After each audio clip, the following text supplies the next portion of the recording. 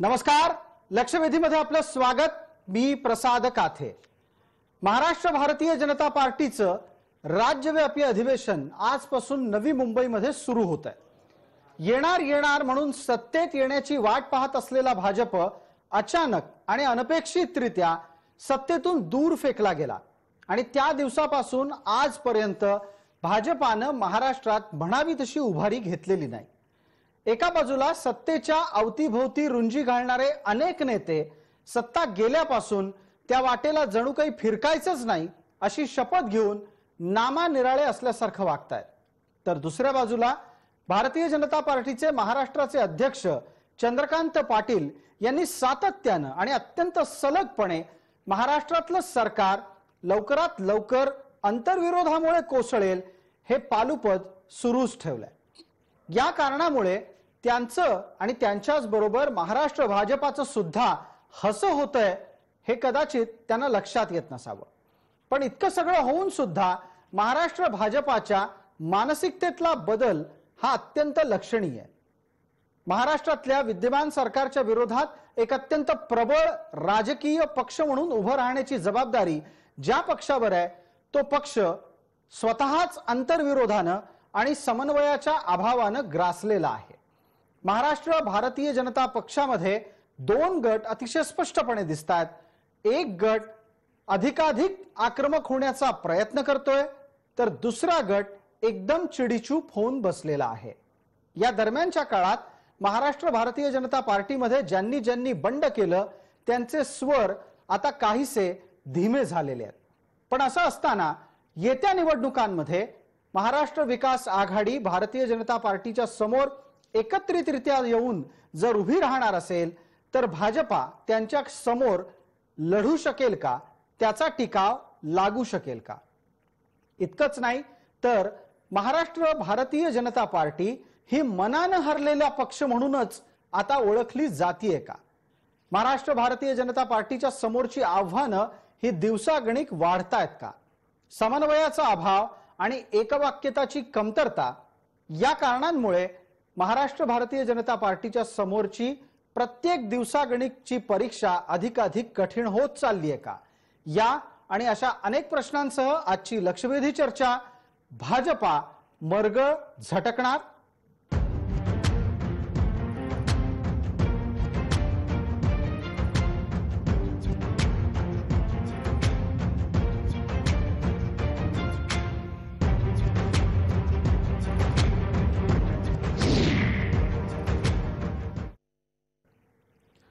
महाराष्ट्र भारतीय जनता पार्टीच्या राज्यस्तरीय अधिवेशनामध्ये काय मुद्दे आहेत, कुठल्या मुद्द्यांवर त्यांना चिंता करायची गरज आहे आणि कोणत्या मुद्द्यांवर चिंतन करायची गरज आहे, या संदर्भात आमचे प्रतिनिधी रवी सपाटे यांनी महाराष्ट्राचे माजी मंत्री विनोद तावडे यांच्याशी साधलेला हा संवाद।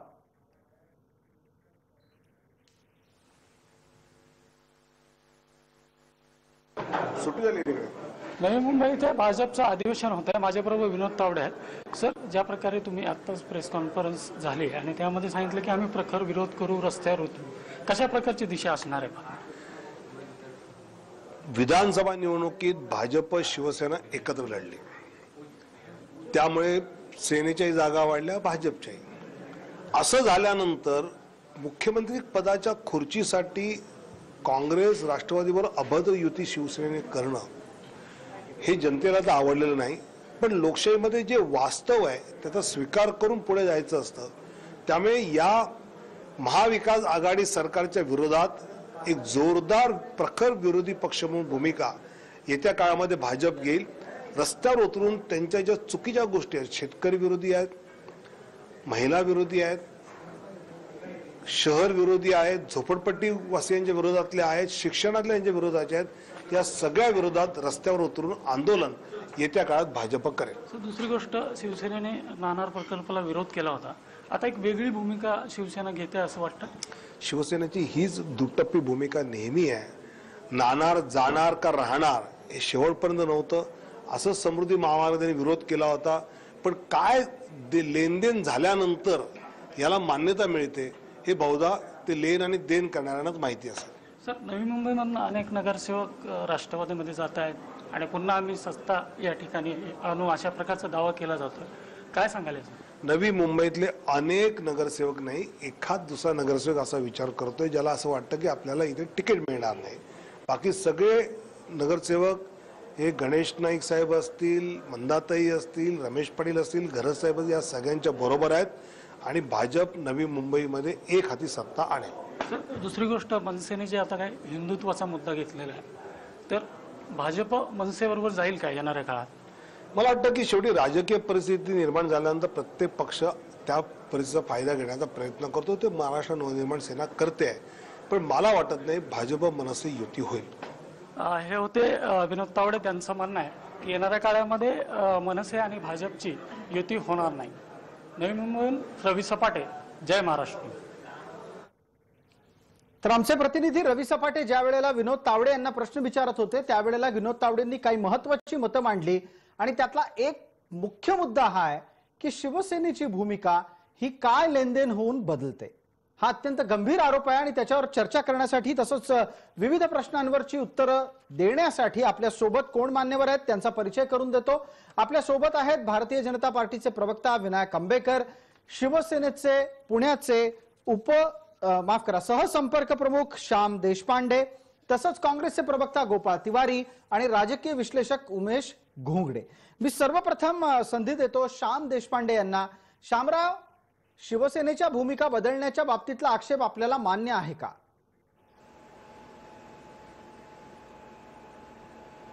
नाही, मुळामध्ये आता मी तुमच्या चॅनलवर बघितलं, विनोदजी तावडे जे बोलले की शिवसेनेची भूमिका बदलते, हे बोलण्याचा विनोद तावड्यांना कोणताही अधिकार नाही. कारण त्यांनी स्वतःच्या शिक्षणापासून शैक्षणिक धोरणापर्यंत अनेक वेळेला भूमिका बदललेल्या आहेत.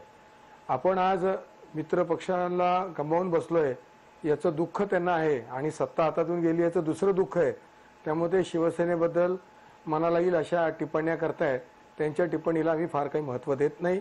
शिवसेना काल जशी होती तशीच आज आहे, तशीच उद्या राहील. दिलेला शब्द पाळणं हे शिवसेनेच्या तत्वामध्ये बसतं. त्या तत्वाला धरून शिवसेना काम करते म्हणून शिवसेना वाढत चाललेली आहे. श्याम देशपांडे, आपली भूमिका आपला मुद्दा लक्षात येतोय. विनायक आंबेकरांना स्वाभाविकरित्या विचारावं लागेल की अशा प्रकारचा मानसिक धक्का, सत्तेतून बाहेर पडल्याचा मानसिक धक्का भाजप पचवू शकलेली आहे का? चेहऱ्यांवरून तरी तसं दिसत नाही आता. चेहऱ्यावरून जर सगळं वाचता येत असतं तर राजकारण वेगळं झालं असतं. परंतु भाजप हा विचारधारेशी कटिबद्ध असलेला पक्ष आहे.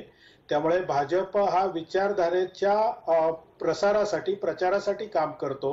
सत्ता येणं हा त्याचा दुय्यम अंग आहे. सत्तेसाठी भारतीय जनता पार्टीने स्थापनेपासून किंवा जनसंघाने त्याच्या स्थापनेपासून कधीही काम केलेलं नाही. त्यामुळे सत्ता हा गौण मुद्दा आहे. सत्ता आली किंवा गेली तरी विचारधारेशी एकनिष्ठ राहणं, त्याच्या प्रचार प्रसाराचं काम करणं हे भारतीय जनता आपण म्हणता आहात हे निश्चितच एखाद्या ध्येयवादी व्यक्तीसाठी योग्य आहे. पण एकदा सत्तेत जाऊन सत्तेचा स्वर, सूर आणि चव अनुभवून आलेल्या माणसांना पचवणं तेवढं सोपं नसतं विनायकराव. आणि त्याचेच परिणाम आपण पाहतोय की भाजपातला एक गट अत्यंत शांत झालाय सत्ता गेल्यापासून. शांत कुठलाही गट झालेला नाही. संघटनात्मक कार्य हा काही आरडाओरडा करून करायचं नसतं. संघटनेचं कार्य व्यवस्थित चालू आहे. संघटनेच्या इलेक्शन चालू आहेत. त्यांना मंडलाच्या समित्या गठीत होत आहेत. आता आज अधिवेशन आहे, त्याच्यामध्ये राज्याचे अध्यक्ष पुन्हा जाहीर झालेले आहेत आणि आज सगळे मंडलाचे अध्यक्ष म्हणजे मतदारसंघांचे अध्यक्ष मुंबईमध्ये बैठकीत बसलेत. त्याच्यामध्ये पुढे रणनीती आपली जी आहे ती निश्चित केली जाईल आणि कुणाच्याही तोंडावरती शांतता किंवा कुणाच्याही तोंडावर राग किंवा सत्ता गेल्याचं दुःख असं जे आहे हे तुमचं पत्रकारांचं जे वर्णन आहे ते तुम्हाला शोभतं, परंतु भारतीय जनता पार्टीची तशी वस्तुस्थिती बिलकुल गोपाळ नाही. तिवारींना विचारूयात. गोपाळ तिवारी, ही भूमिका जी भारतीय जनता पार्टीचे प्रवक्ते आता मांडतायत ती कितपत स्वीकार्य आहे, कितपत सहज साध्य वाटतेय तुम्हाला? भाजप सत्तेसाठी काम करत नाही अशा प्रकारची वक्तव्य केली जात आहेत आणि इतकंच नाही तर कोणीच गप्प बसलेलं नाहीये पक्षात असं म्हणून गप्प बसलेल्या व्यक्तींवर पांघरुण घालायचा प्रयत्न होतोय.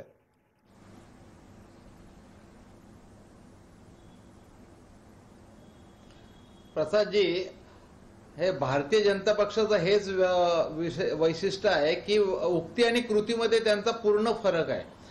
बोलणार एक, करणार वेगळंच. आणि पार्टी इतरांना कुटुंबच्या भोवती पक्ष फिरतोय वगैरे वगैरे असं म्हणणार आहे. भारतीय जनता पक्ष स्वतः व्यक्तिपूजक, व्यक्तिनिष्ठ झालेला आहे आणि त्याच्यात गटबाजी संपूर्ण महाराष्ट्राला दिसतीये. एकमेकांना शह करण्यामध्ये पण यांच्या जागा कमी झाल्या.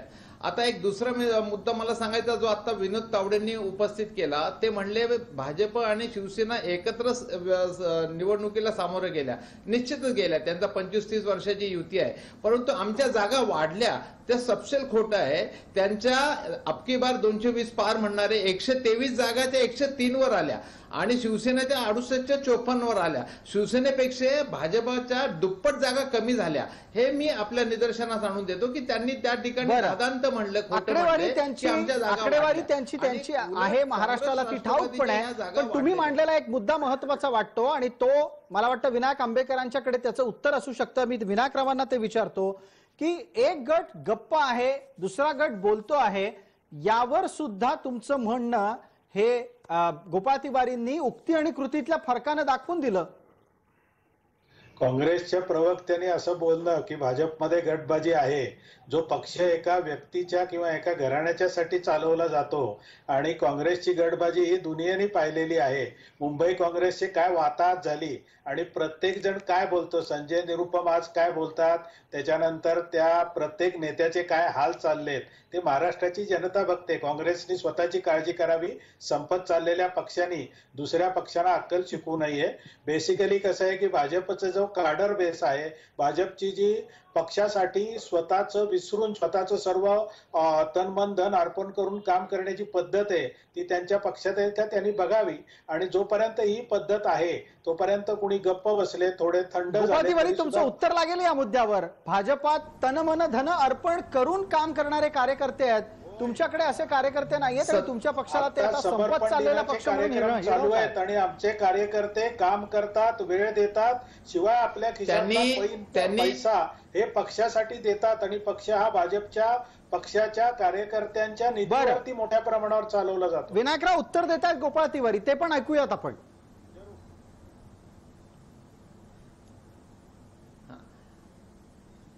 मी एक सांगू इच्छितो की याच्यामुळे ज्यांनी किती साधारण 4,000 कोटीचं काय मोठं कार्यालय, 5 स्टार कार्यालय बांधलं दिल्लीमध्ये. आता ते तन मन धनाने कसं करतात आणि त्या पद्धतीने सर्वाधिक निधी कुठल्या पक्षाला मिळाला हे सगळं पूर्ण देशाला माहिती आहे. आणि एक सांगू इच्छितो की 70 वर्षात अनेकदा म्हणजे 7 ते 8 वेळा 80% सत्तेवर आम्ही आलेलो आहेत आणि तुम्ही आता पहिल्यांदा आलेला आहे. म्हणजे शिवसेनेचं बोट धरून एकदा उपमुख्यमंत्री झालाय आणि 70 वर्षांनी आता पहिल्यांदा मागची 5 वर्ष काढलेली आहेत आणि देशात पण एक हाती सत्ता दुसऱ्यांदा आलेली आहे. हे जनता बघते आणि जनतेने हे वारंवार निवडून दिले काँग्रेसला. परंतु शुद्ध आणि प्रामाणिक हेतूने जर काम केलं, आपल्या घटनात्मक फ्रेम मध्ये जे काम केलं जनतेच्या हिताचं, तर अशा वेगवेगळ्या क्लुप्त्या शोधाव्या लागत नाही. मग महाराष्ट्राच्या निवडणुकीला 370 कलमाचा आधार घ्यावा लागत नाही. पुलवामाचा आणि भागलकोटच्या त्या ठिकाणी प्रोपगंडा करावा लागत नाही ना. असं करायची वेळ आली नसते ना.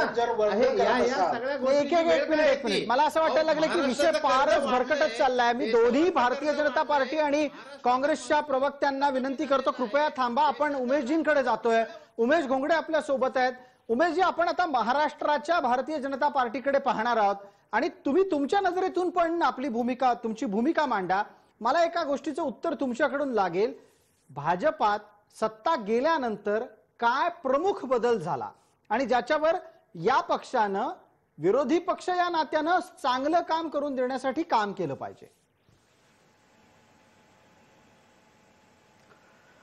प्रसादजी, मुळामध्ये आपण अजून सत्तेत नाही आहोत, आपण विरोधात आहोत, अशी मानसिकता स्वीकारायला भाजपचे नेते अजून तयार दिसत नाही आहेत. त्यांची जी एकूण कृती आहे, त्यांची एकूण जी वक्तव्य आहेत, त्याच्यावरून असं वाटतं की अजूनही त्यांना असे आहे की आपली सत्ता येणार आहे, त्यामुळे आपण विरोधक आहोत, विरोधी पक्षात पक्ष नेते म्हणून आपल्याला काम करायचं आहे, अशी त्यांची मानसिकता अजूनही दिसत नाही आहे.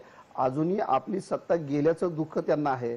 अर्थात आपली सत्ता कशामुळे गेली याचं विश्लेषण करायला ते अजूनही तयार नाही आहेत.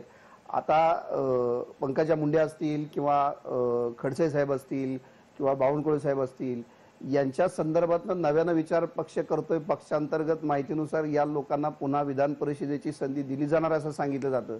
मुळामध्ये पक्षांतर्गत संकुचित वृत्तीनं बघितलं गेल्यामुळं भाजपवर ही वेळ आलेली आहे.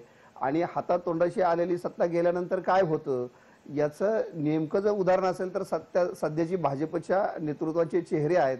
अगदी अगदी. आणि या चेहऱ्यांच्याकडे भारतीय जनता पार्टीच्या विचारवंतांनी पाहावं असं निरीक्षण मी नोंदवलं होतं, पण ते काही विनायकरावांना पटलं नाहीये. विनायकराव, पण आता किमान एक गोष्ट तुम्हाला मान्य करावी लागेल की आत्ताच्या घडीला भारतीय जनता पार्टीच्या अनेक नेत्यांना असं वाटतं की आपण उद्या सत्तेत येऊ शकतो, आज सत्तेत नसलो तरी. हा आशावाद कुठनं आणलाय? चंद्रकांत पाटील तर दररोज उठून सांगत असतात की राज्यातली सत्ता काही टिकत नाही, आत्ताच्या घडीला असलेलं राज्यातलं सरकार काही टिकत नाही. हे अत्यंत हास्यास्पद होत चाललंय. लोक विनोद करायला लागली आहेत या भूमिकांवर. विनायकराव, आपल्याला काय म्हणायचंय? जे त्यांचं रीडिंग आहे त्याच्यावरून ते सांगतात की ही सत्ता फार दिवस टिकणार नाही, कारण प्रत्येक गोष्टीमध्ये विरोधाभास असलेले, विचारधारांमध्ये विरोधाभास असलेले असे 3 पक्ष एकत्र आलेत. ज्या घटना दररोज घडताना आपण पाहतो की मुख्यमंत्री साहेब हे एका छोट्या खुर्चीवर बाजूला बसलेत आणि अजितदादा साहेब हे एका मोठ्या खुर्चीवर बसून अधिकाऱ्यांना मार्गदर्शन करतायत आणि मुख्यमंत्री मूकपणे सगळं पाहतायत आणि अजितदादा स्वतःच मुख्यमंत्री असल्यासारखं वागतायत, परस्पर निर्णय देतात. या सगळ्या ज्या गोष्टी चालल्यात त्याच्यावरचं त्यांचं ते भाष्य आहे. नाही, पण मग तरीही पक्षाची भूमिका आहे का? विनायक आंबेकर, तुम्हाला वाटतं की ही जी भूमिका आत्ताच्या घडीला चंद्रकांत पाटील मांडतायत ही पक्षाची भूमिका आहे का, ती तुम्ही त्यांची वैयक्तिक भूमिका म्हणणार आहात? नाही, चंद्रकांत दादा पाटील हे पक्षाचे अध्यक्ष आहेत आणि ते जेव्हा बोलतात तेव्हा नक्कीच ते पक्षाची भूमिका आहे. पण मग त्यांच्या पक्षाच्या भूमिकेला इतर लोकांकडून समर्थन का मिळत नाही? प्रत्येक गोष्टीला एका माणसाने विधान केल्यानंतर प्रत्येक गोष्टीला त्याचा काही तो ठराव नाहीये कुठलाही. आज किंवा उद्याच्या अधिवेशनात जे ठराव होतील त्याला सूचक आणि अनुमोदक असतात, परंतु जेव्हा एखादा अध्यक्ष किंवा नेता, मोठा नेता, विनोदजीने आता काही विधानं केली त्याला प्रत्येक गोष्टीला काही समर्थन देण्याची गरज नसते. ठीक आहे, श्याम देशपांडेंना विचारूया. श्याम देशपांडे, विद्यमान राज्य सरकारच्या स्थिरतेबाबत वारंवार बडबडलं जाणं, वारंवार बोललं जाणं हे कितपत योग्य आहे आणि एका विरोधी पक्षाच्या प्रमुख नेत्याकडून हे वक्तव्य शोभनीय आहे का?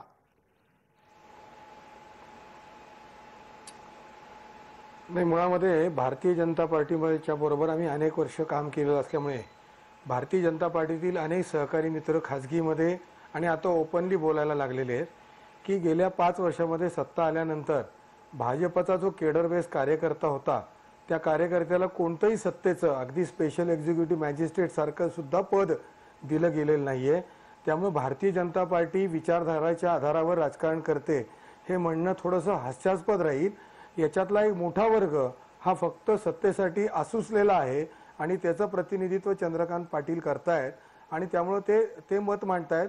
पण भारतीय जनता पार्टीतला जो मूळ कार्यकर्ता आहे, जे बाहेरून आलेले मोठ्या प्रमाणावरचे कार्यकर्ते आहेत, त्यांना फक्त सत्ता हवी आहे, विचार त्यांच्यासाठी महत्वाचा नाही. श्याम देशपांडे, हा एक अत्यंत वेगळा आणि महत्वाचा मुद्दा आपण मांडलात. मला उमेश घोंगडेंकडे त्या निमित्तानं जायचंय.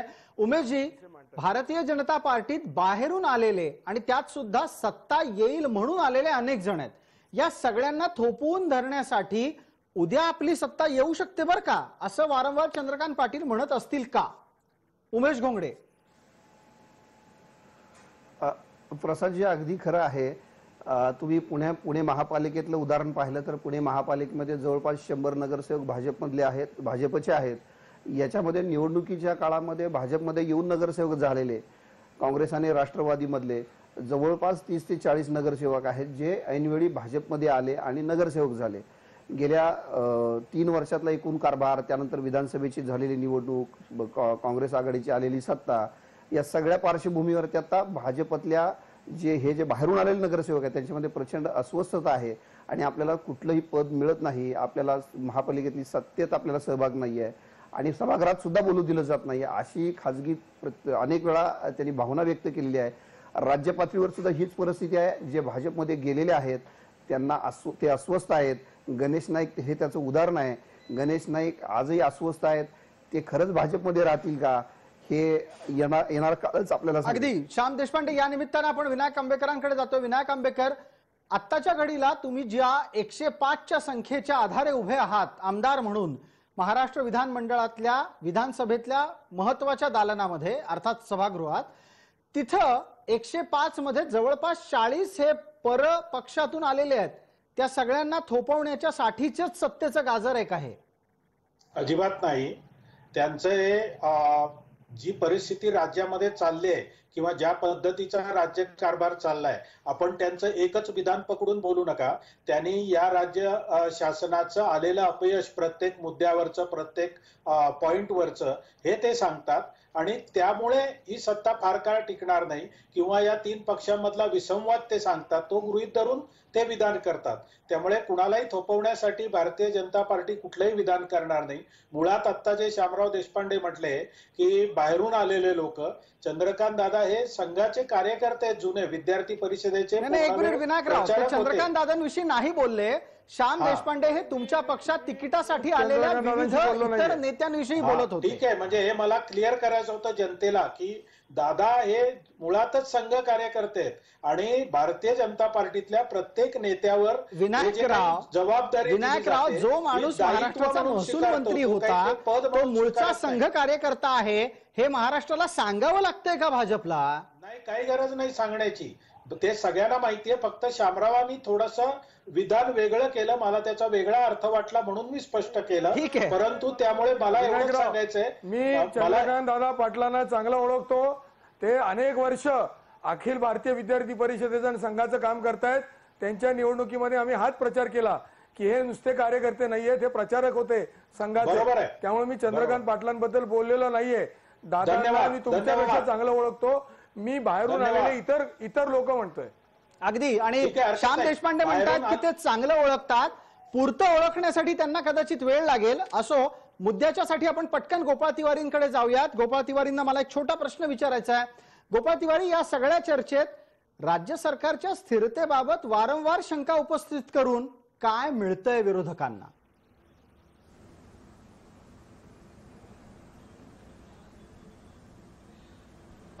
मी बोलतो, परंतु आपले भाजपचे प्रवक्ते आंबेकर साहेब आमचे मित्र आहेत, त्यांना थोडे चर्चेचे सभ्यतेचे संकेत सांगा की मध्ये मध्ये बोलू नये. ज्याला संधी मिळेल त्याला बोलावं, त्यांनी योग्य ते बोलावं आणि आपल्या परवानगीने बोलावं. आता ज्या प्राप्त परिस्थितीमध्ये हे सरकार स्थापन झालं त्याच्यावर ताऊन सुलाखून चर्चा झाली.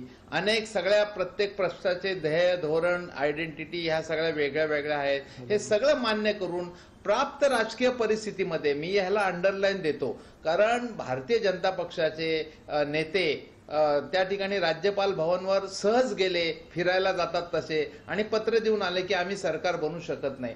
त्यांना कुठलाच प्रयत्न करताना 30 वर्षाच्या युतीमधल्या मित्र पक्षाला विश्वासात घेण्याचा एक प्रयत्न कुठेही महाराष्ट्राच्या जनतेने पाहिलेला नाही.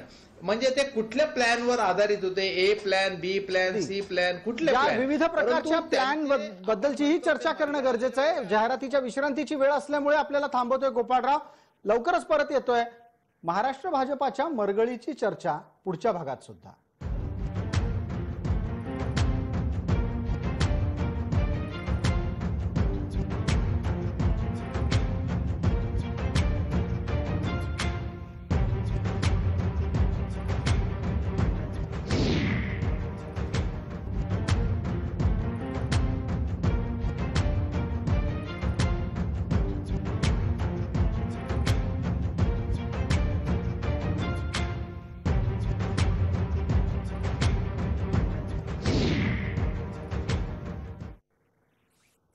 महाराष्ट्र भारतीय जनता पार्टीच्या सद्यस्थितीवरची ही चर्चा यासाठी गरजेची आहे कारण महाराष्ट्र भारतीय जनता पार्टी ही या राज्यातली सर्वात मोठी विरोधी पक्षाच्या स्थानी असलेली पार्टी आहे. पण हा पक्ष 105 या स्थानावर आमदार संख्या घेऊन उभा असला तरी त्यांच्या समोर 170 आमदार आहेत हे विसरून चालणार नाही. आणि म्हणूनच मला उमेश घोंगडे यांना आता पुढचा प्रश्न विचारायचा आहे. उमेश घोंगडे, असं गेल्या काही दिवसांपासून सातत्याने दिसतं आहे की भारतीय जनता पार्टीने एखादा मुद्दा उपस्थित केला की यापूर्वी त्याच्या विरोधासाठी असणारा आवाज हा आता तुलनेने प्रचंड मोठ्या स्वरूपात येतो आणि भाजपानी काढलेले मुद्दे हे विरून जात आहेत?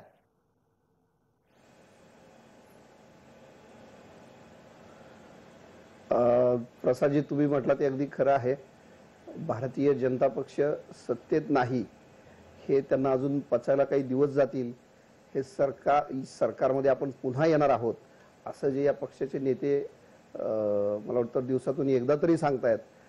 हे जे आहे ते मगाशी तुम्ही बोलला ते जे राज्यामध्ये जे आमदार निवडून आलेत किंवा जे पाठीराखे आहेत, विशेषतः काँग्रेस राष्ट्रवादीमधनं आले आणि जे परत जाऊ शकतील त्यांच्यासाठीची ही भूमिका मला वाटतं सारखे व्यक्त करताना दिसत आहेत. अगदी. दुसऱ्या बाजूला तुम्ही जे म्हणता तो आवाज विरून जातोय.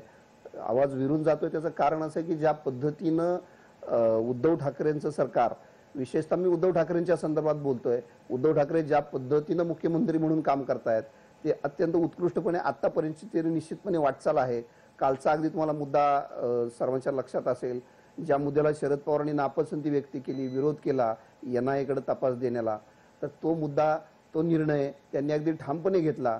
याचा अर्थ असा आहे की काँग्रेस आणि राष्ट्रवादी जरी सत्तेत असली तरी शिवसेनेचं एक स्वतंत्र अस्तित्व आहे. मुख्यमंत्री म्हणून ते कणखरपणे काम करतायत, कणखर भूमिका घेत आहेत, कणखरपणे निर्णय घेत आहेत आणि याची कुठंतरी काँग्रेस राष्ट्रवादीला निश्चितपणे अडचण आहे. आणि या सगळ्या ह्याच्यामध्ये भाजपचाही नाईलाज होतोय, कारण कामाच्या पातळीवरती मुख्यमंत्री निश्चितपणे आज तरी सरस ठरतायत आणि विरोधी पक्ष याच मुद्द्यावर मग मला विचारावं लागेल विनायक आंबेकर यांना. विनायक आंबेकर, पर्यायानं राज्य सरकारच्या विरोधात एकजुटीनं विरोधी पक्ष या नात्यानं भाजपचा आवाज ऐकू येत नाहीये. निश्चितच भारतीय जनता पार्टी एकजुटीने विरोधी पक्ष म्हणून काम करत आहे. आता एवढ्या छोट्या काळामध्ये लगेच सर्टिफिकेट द्यायची माझे मित्र उमेश डोंगडे यांना घाई झाली असेल तर तो त्यांचा अधिकार आहे लोकशाहीतला, त्यांनी जरूर सर्टिफिकेट द्यावं.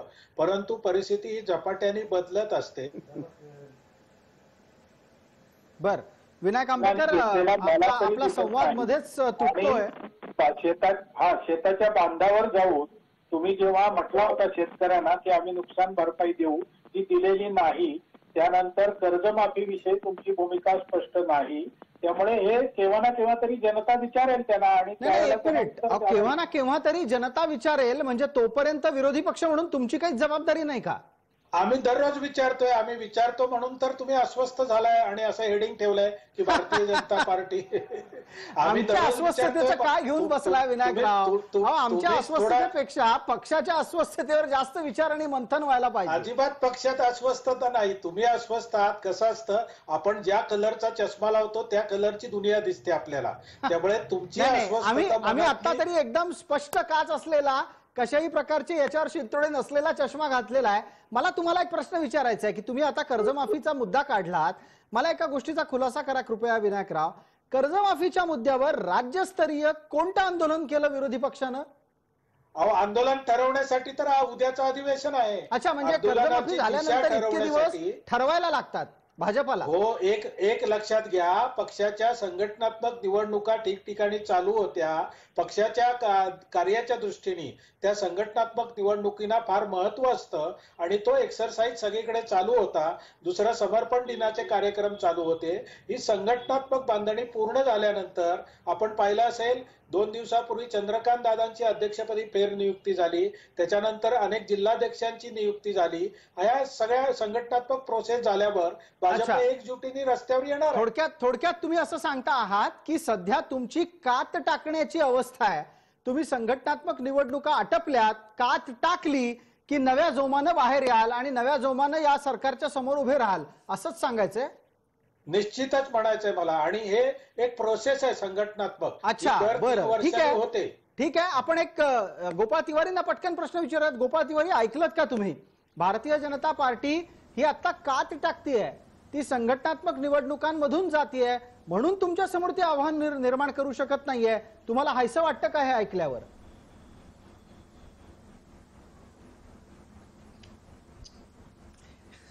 नाही, त्यांनी काट टाकतायत, अजून काय करतायत, त्यांना आम्हाला त्यांच्या शुभेच्छा आहेत. लोकशाहीच्या मजबूतीकरता चांगले राष्ट्रीय पक्ष, राजकीय पक्ष अस्तित्वात राहणे, ते सक्षम राहणे हे आवश्यक आहे. त्यांनी किती आमच्यावर बोललं तर आम्ही असा भाजपमुक्त भारत, भाजपमुक्त महाराष्ट्र अशी भाषा आम्ही करणार नाही, कारण ते ठरवण्याचा अंतिम अधिकार जनतेला आहे हो. त्यामुळे विरोधमुक्त राज्य असं आमची हे नाही. आम्हाला विरोधक सक्षम पाहिजेत. उलट त्यांनी मजबूतीने विरोध चुका लक्षात आणून द्याव्यात, तरच ते लोकशाहीचं बळकटीकरण होईल. आणि लोकशाहीचा चौथा स्तंभ जो माध्यम आहे तो जागरूक व अस्वस्थ पण प्रसंगी असला पाहिजे ना, याच्यासाठी चांगलंच आहे ना.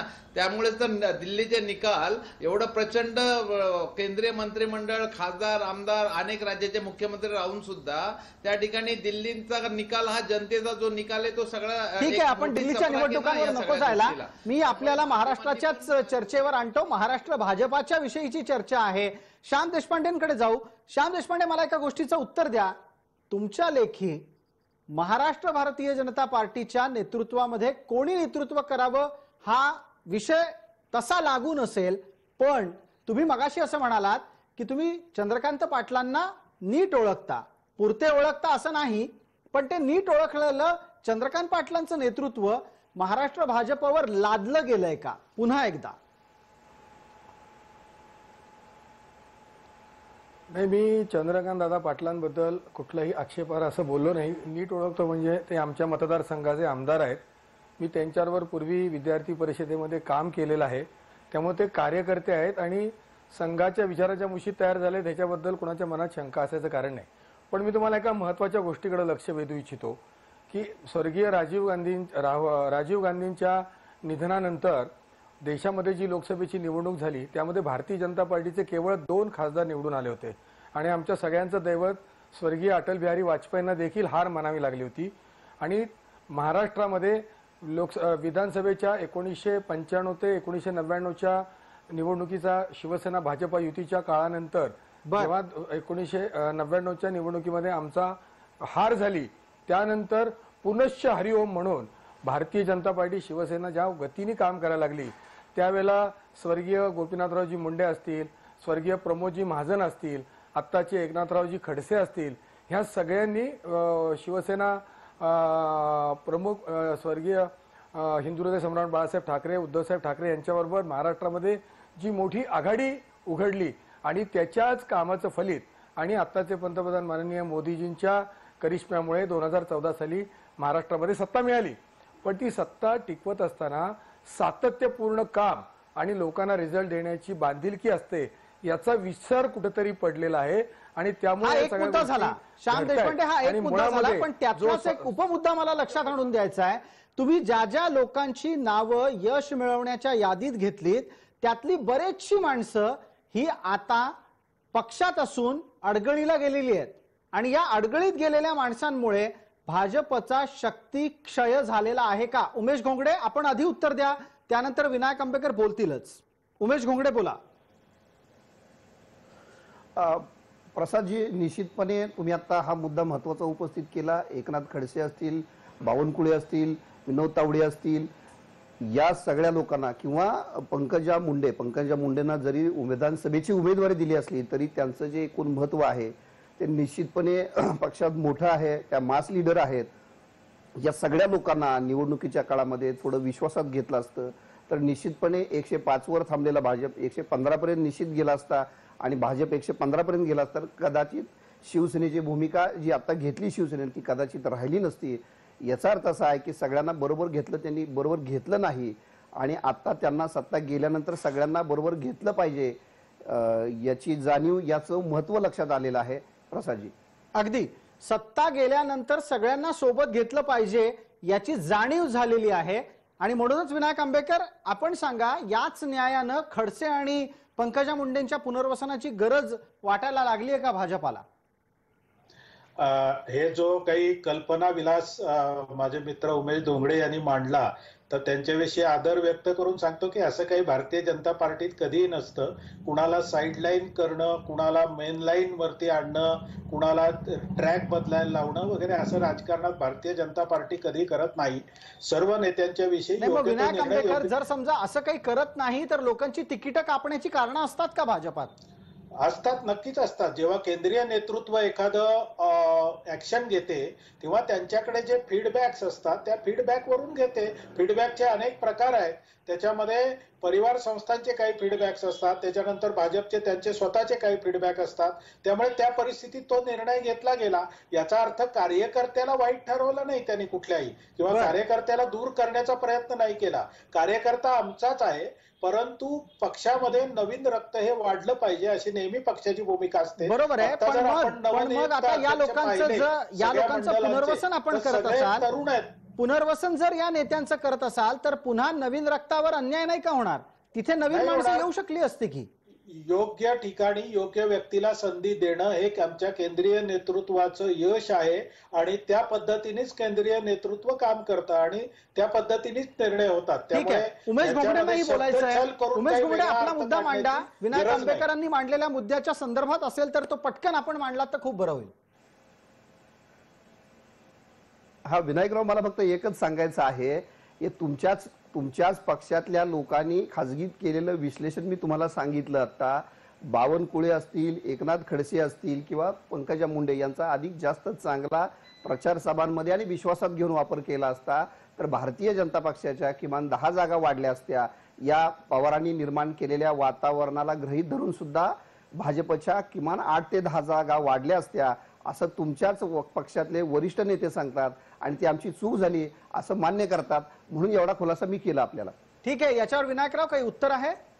हो, निश्चितच आहे की पत्रकार जेव्हा एखाद्या माणसाची मुलाखत घेतात तेव्हा त्या माणसाच्या मनातलं जे काही असतं ते सोडून इतर सुद्धा ते म्हणजे त्याला वेगळा अर्थ देण्याचा प्रयत्न करत असतात. हे आपण नेहमी पाहतो. त्याच्यामुळे उमेद पण आता विनायकराव कसं आहे, राजकारण्यांना न बोलता बरंच सांगण्याची सवय असते आणि आम्हा पत्रकारांना न बोललेलं ओळखण्याची सवय असते.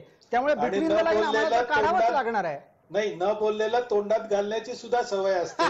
पण तसं आता राहिलं नाही कॅमेरे आल्यापासून. नाही, पण ते पार्ट ऑफ द गेम आहे. आम्हाला ते तुम्ही तुमचं काम करतच राहिलं पाहिजे. तुमच्याविषयी आदर आहे, सगळ्यांची विषयी, उमेदजींविषयी सुद्धा आदर आहे. परंतु अशी, खरंच मी मनापासून सांगतो, अशी काही परिस्थिती नाही. ठीक आहे. आपण असं जसं म्हणता आहात तशी परिस्थिती नाही असा दावा आहे. एक जाहिरातीच्या विश्रांतीची गरज आहे. लवकरच परत येतोय.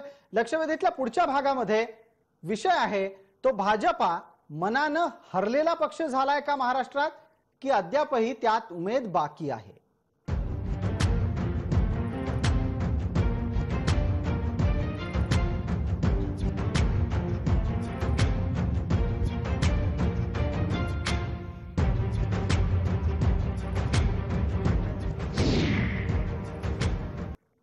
नमस्कार. लक्षवेधीच्या या भागामध्ये चर्चा. महाराष्ट्र भारतीय जनता पार्टीत मनानं उमेद बाकी आहे की त्यांचं मनानंही खच्चीकरण झालंय सत्ता गमावल्यामुळे, याबाबत पहिला प्रश्न अर्थात गोपाळ तिवारी यांच्यासाठी आहे.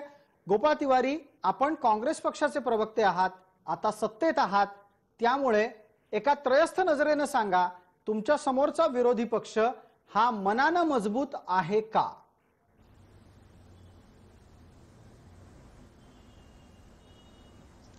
नाही, त्यांनी उमेद हरू नये अशा आमच्या शुभेच्छा आहेत त्यांना. कारण विरोधी पक्ष हा सक्षम असलाच पाहिजे लोकशाहीच्या बळकटीकरणाकरता. आता यांच्या पक्षाच्या बाबतीत आपल्या परवानगीने एकाच वाक्यात फक्त एक सांगतो. जेव्हा विनायकरावांनी जो एक सांगितलं की आमच्यात साईडलाईन वगैरे करत नाही, 2013-2014च्या निवडणुकीपूर्वी राजनाथ सिंगांची हतबलता म्हणजे मोदींना पंतप्रधान पदाचा उमेदवार जाहीर करा, हे त्यांची हतबलता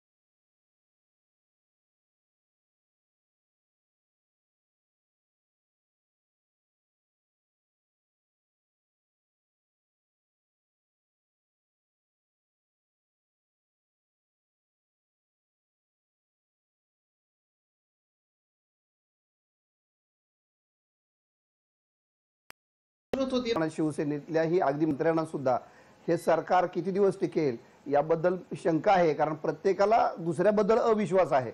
काँग्रेसला राष्ट्रवादीबद्दल आहे, राष्ट्रवादीला काँग्रेसबद्दल आहे आणि शिवसेनेला या दोघांबद्दल आहे की कोण कुठल्या विषयावरून अडचणीत आणून सरकार आपलं किती दिवस टिकवून ठेवतील अशी सत्ताधाऱ्यांची अडचण आहे, मनात शंका आहे. प्रश्न आहे भाजपच्या मरगळीचा, भाजपच्या उमेदीचा. तर भाजपमध्ये उमेद जी आहे ती मगाशी मी म्हटल्याप्रमाणे त्यांना इतके दिवस असं वाटत होतं की आपण सत्तेतून बाहेर कसे काय गेलो, त्यांना ते अजून वस्तुस्थिती पचत नाहीये. पण मरगळ म्हणाल तर मरगळ निश्चित आलेली आहे. तुम्ही या नेत्यांचे खरोखरच जे चेहरे बघा तर त्यांना निश्चितपणे मरगळ आहे, निश्चितपणे नाराजी आहे त्यांच्या चेहऱ्यावरती दिसते आणि आपण आलेली सत्ता घालवून बसलो याचा जो पश्चाताप आहे तो जास्ती आहे. आणि उमेद म्हणाल तर उमेद आता यांचे जे नेते आहेत प्रमुख ते उमेद आणण्याचा प्रयत्न करतायत. कार्यकर्ते सुद्धा नाराज झालेले आहेत, कार्यकर्ते सुद्धा खचलेले आहेत. कारण एखादी गोष्ट आपल्या हातातोंडाशी आलेली ती शरद पवारांनी शिवसेनेच्या माध्यमातून यांच्या हातातोंडाचा घास म्हणतो तो पळवून नेलेला आहे आणि ते दुःख साहजिक होणं आपण समजू शकतो. विनायक आंबेडकरांकडे उत्तर असेलच या विषयाचं. त्यातून कार्यकर्ते सुद्धा खचले आहेत हे फार महत्वाचं वाक्य आहे. अतिशय आदरपूर्वक सांगतो की उमेदजींनी पहिलं जे विधान केलं की परस्पर विश्वास नसलेले 3 पक्ष एकत्र येऊन राज्य चालवतायत, त्यामुळे कुठल्या क्षणी काय घडेल हे तिघांच्याही मनात भीती आहे, हे अतिशय सत्य आहे. परंतु मी पण एक कार्यकर्ता आहे. मी 40 वर्ष भारतीय जनता पार्टीचा कार्यकर्ता आहे. मी कुठलंही पद कधी पक्षात मागितलं नाही. मी स्वतःचं पेट्रोल घालून स्वतःचा चहा पिऊन पक्षाचं काम करतो. त्यामुळे असे असंख्य कार्यकर्ते आहेत आणि जे कार्यकर्ते उमेश धोंगडेंनी कधी पाहिले नाहीत किंवा गोपाळरावांनी कधी पाहिले नाहीत, जे शामरावांनी पाहिलेत, असे हजारो कार्यकर्ते आहेत. शामराव सुद्धा भारतीय जनता पार्टीचे पूर्वीचे कार्यकर्ते आहेत आमचे. काही कारणाने ते समजा शिवसेनेत गेले हे विषय सोडा, परंतु त्यांनी पाहिलंय की स्वतःचं तन मन दर्पून असं अर्पण करून पार्टीचं काम करणारे हजारो लाखो कार्यकर्ते. पण मग आता एका प्रश्नाचं उत्तर द्या विनायक आंबेडकर. जर समजा असे कार्यकर्ते तुमच्या समोर असतील आणि अशा कार्यकर्त्यांच्या भरोशावर हा महाराष्ट्रातला भारतीय जनता पक्ष पुन्हा उभारी घेण्याची आशा बाळगून असेल, आपण साधं राजकारणातलं निवडणुकीतलं संख्येचं गणित करूया. तुमच्या समोर निवडणुकांमध्ये भविष्यात ज्या महानगरपालिकेच्या निवडणुका येऊ घातल्यात तिथे तात्काळची निवडणूक तर नवी मुंबईतली आहे, तिथे 3 पक्ष एकत्र येत आहेत, तुम्ही एकटे आहात, कसे काय निभाव लागणार आहे तुमचा? बेसिकली मी पुन्हा एकदा सांगतो की भारतीय जनता पार्टी निवडणुकीचं राजकारण करत नाही. भारतीय जनता पार्टी ही विचारसरणीचं राजकारण करते. त्यामुळे आज 3 पक्ष एकत्र आले म्हणून आमचा पराभव झाला म्हणजे आम्ही खचलो, हे जे काय लॉजिक आहे हे मी पूर्णपणे फेटाळून लावतो. पण मग याचा अर्थ तुम्ही पराभव आत्ताच मान्य केला आहे का? 5 वर्ष आपण निवडणुका जिंकणार नाही याच मानसिकतेत गेलेला आहात मला का? माहिती नाही एवढी डिटेलमध्ये, तिथलं काय गणित आहे संख्येचं. शेवटी हे आहे की राजकारणामध्ये निवडणुकीचा निकाल जो आहे, आता तुम्ही जर झारखंड मधला निकाल बघितला, तुम्ही म्हणाल की झारखंडचं बोलू नका, परंतु जेएमएम आणि इंडियन नॅशनल काँग्रेस यांची 49 लाख मतं आहेत, पण तिथे बीजेपी हरली तरी त्यांची 50 लाख मतं आहेत. त्यामुळे आम्ही प्रत्येक ठिकाणी मतांच्या दृष्टीने मतं वाढवण्यासाठी काम करतो. एखादी विनायक आंबेडकर, आपण सांगत असलेली परिस्थिती फार आदर्श परिस्थिती आहे. प्रत्यक्षात सत्तेत राहण्यासाठी संख्येची गरज लागते.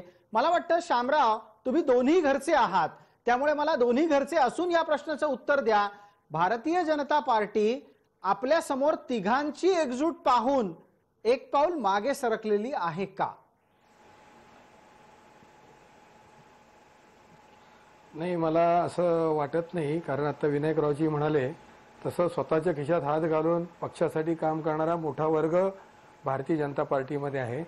पण आता मला असं वाटतं की आमचे ते सहकारी पक्ष अनेक वर्ष होते, त्यांनी संघ विचारांच्या कार्यकर्त्यांची संख्या पक्षात कशी वाढेल आणि जो कार्यकर्ता गेल्या अनेक वर्षापासून पक्षासाठी तनबन धनपरबन काम करतोय अशा कार्यकर्त्यांना प्रत्येक ठिकाणी योग्य वेळी योग्य ती संधी देण्याची गरज आहे. कारण कार्यकर्त्यांना असं वाटतंय की आम्ही चांगलं काम करायचं आणि जेव्हा भवितव्याचा विषय येणार त्यावेळेला कोणतरी बदकन उरावर पडणार. हा जो कार्यकर्त्यांच्या मध्ये मानसिक आघात होत चाललेला आहे तो थांबवण्याची गरज आहे. अदरवाईज भारतीय जनता पार्टी फार महत्वाचा मुद्दा आहे आणि याच्यावरचं उत्तर अजून काही विनायक आंबेडकरांकडून सापडत नाही. विनायकराव, संघर्ष करायला विनायक आंबेडकर असतात, पदं आली की विनायक आंबेकर आठवत नाहीत असं म्हटलं तर?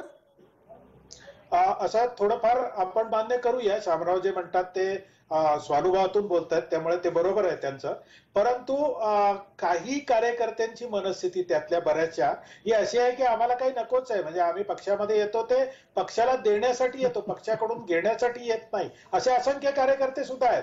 पण शामरावने जो मुद्दा मांडला की मुळात ज्यांचा विचारधारा पक्की आहे आणि जे समर्पित भावनेने काम करतात त्या कार्यकर्त्यांना प्राधान्य मिळालं पाहिजे, या मताशी मी सहमत आहे. विनायकराव आंबेकर, मी धन्यवाद देतो. निदान चर्चेच्या शेवटच्या टप्प्यात तरी तुम्ही हे मान्य केलं की आपल्या माणसांना जपायला शिकलं पाहिजे भारतीय जनता पार्टीने, आणि बाहेरून आलेल्यांचं फार कौतुक होता कामा नये. वेळ मर्यादा असल्यामुळे आपण ही चर्चा इथेच थांबवतोय. सर्व मान्यवरांचे मनपूर्वक आभार. जाता जाता लोकशाहीमध्ये विरोधी पक्षाची नितांत आवश्यकता आहे. तो विरोधी पक्ष अत्यंत सक्षम असला पाहिजे याचीही आवश्यकता आहे. फक्त त्या विरोधी पक्षानं ठरवायचंय की केवळ आहोत म्हणून राहायचं की मनाने पण विरोधी पक्षाची कर्तव्य पार पाडायची. तुर्तास या चर्चेमध्ये इतकंच. आपण ताज्या बातम्यांसाठी पहा फक्त जय महाराष्ट्र.